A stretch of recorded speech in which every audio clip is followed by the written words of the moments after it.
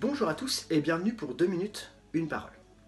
J'aimerais partager avec vous une réflexion qui se trouve dans Luc au chapitre 24, quand il va nous être parlé des disciples d'Emmaüs. Alors qu'ils sont en train de repartir suite à la crucifixion de Jésus, nous sommes 3 jours après, et ils sont sur le chemin, et la Bible nous dit, pendant qu'ils échangeaient ainsi leurs propos et leurs réflexions, donc là ils sont en train de parler de tout ce qui vient de se passer, Jésus lui-même s'approcha d'eux et les accompagna.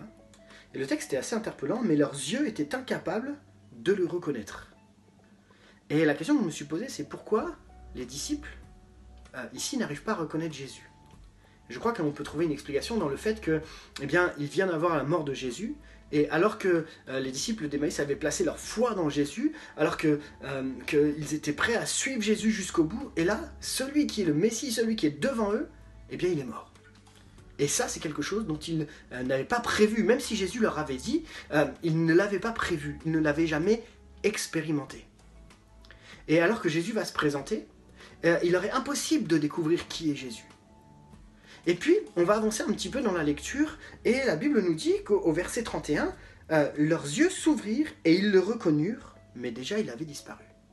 Et ce qui va se passer juste avant, c'est assez intéressant, c'est que Jésus va rompre le pain et après avoir prononcé la prière de bénédiction, va le partager et leur donner.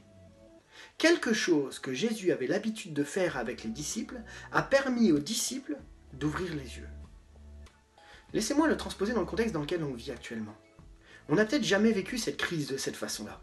On ne sait pas comment réagir. Mais est-ce qu'on est prêt à dire « Seigneur, ouvre mes yeux pour que je te voie dans une situation où je n'ai pas l'habitude de te voir, où je te découvre dans une situation où je n'ai pas l'habitude de te découvrir. Seigneur, j'ai vraiment besoin de te comprendre dans ces moments-là. » Et ce qui m'interpelle, c'est que c'est au moment où Jésus va faire quelque chose qu'ils ont l'habitude que leurs yeux vont s'ouvrir.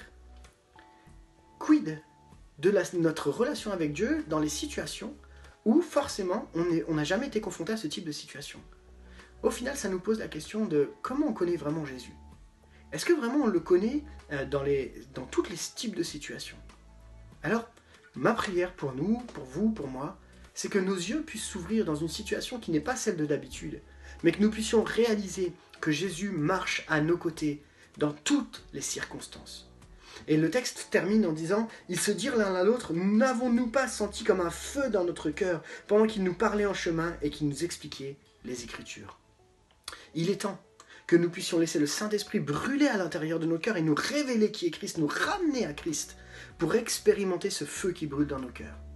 Avec l'équipe pastorale, nous souhaitons vraiment vous dire combien nous pensons à vous et nous prions pour vous. Que Dieu vous bénisse et à très bientôt.